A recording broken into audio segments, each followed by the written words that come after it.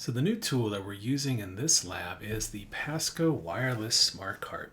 This is a really cool cart that rolls very nicely along those tracks that have sensors built into the wheels that will measure the position of the wheels as they move along the track.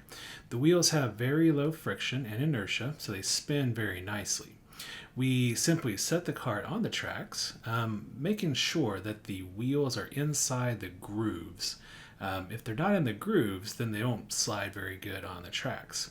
Then we will connect it to the computer, and then we can access the sensors in there and measure the position, velocity, and even the acceleration of the cart as it moves along the track.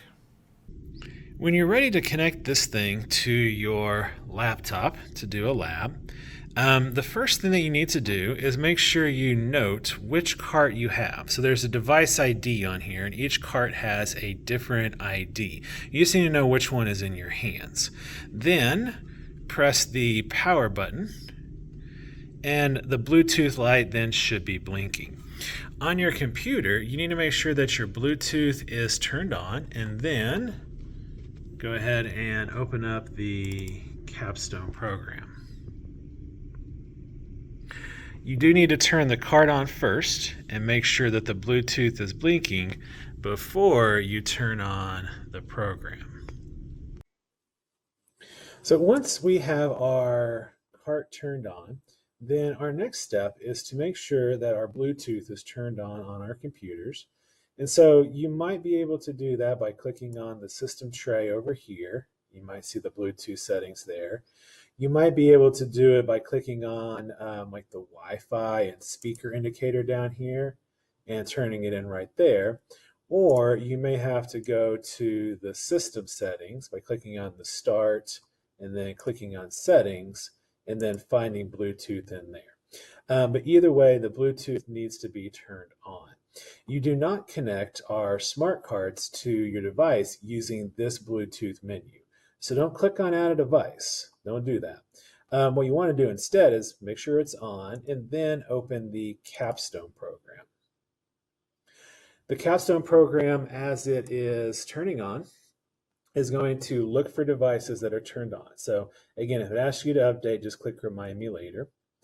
And then the new button we need to find today is this one on the left-hand side called Hardware Setup.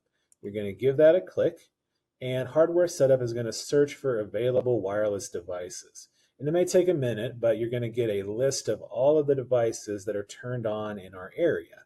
And so during class, you're going to see, possibly up to 8 or so devices listed over there.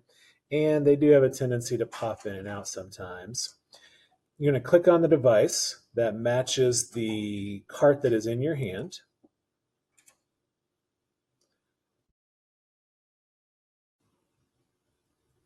So once you have found your device and you've clicked on it, it will show that it's connected. You'll get a battery indicator and things like that. What we want to do next is we want to turn off the sensors that we don't need. And so for this lab, we just need the position sensor. So I'm going to leave that one on. I'm just going to turn the rest of these guys off. We don't really need to change the settings for this lab, but for other labs, we may need to click on this gear and change some of the settings of our different sensors. And so while we're here, I'm just going to point that out. I'll close the hardware setup just by clicking on the button again. Don't click this X up here because then you'll lose everything. And just like we did with our graph matching lab, we're just going to drag a graph out there. For this lab, we're going to choose velocity. So select measurement on the vertical axis, choose velocity, and then again, the horizontal axis will default to time. And when we're ready to record, we'll just click record. And when the cart is moving, it will record the velocity as a function of time. And your job is to make the cart move exactly 1 meter a couple of different ways. And so read the directions carefully for that. Remember, you can scale the graph, you can move the graph. If you get lost, if it doesn't look right, come up here on the upper left and click on the auto scale button and to make it look good on the screen. Then the new button we need up here is the area button. I don't need to highlight anything for this lab because I want to know how far the cart moved for the whole time it was moving. And so I don't need to use that one. All I need to do is come over here and click on the display area button. and it will shade in the area that's being found, so everything between the graph and the x-axis, and it will also tell me what the value for the area is. So here it's negative 0.177 meters per second times seconds. And so your job is to figure out how to reduce that unit. You can click and move this box around. And so if it's not in a very good spot, you can just click it and move it. You can still do a text box, add text notes to your graph and things like that. You should still save your work as you're working. So click on that Save Experiment button up there. And then when you are done with the first trial and you're ready to start the second one, just click on Record again. Remember, you don't want to click on the Delete Data button over there.